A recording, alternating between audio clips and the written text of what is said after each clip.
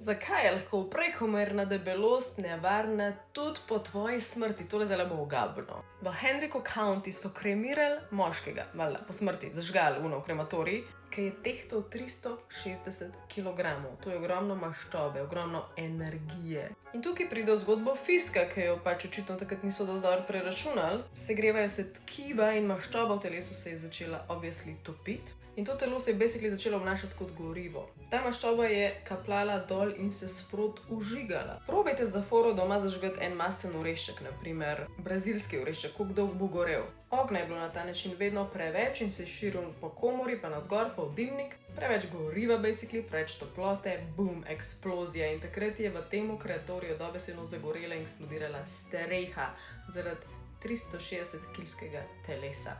In tudi, ko so prišli gasilci, je bilo tako masten zrak, težek dim, skoraj kot da bi gorelo kuhinjsko olje. In če si predstavljaš, odkje je to prišlo,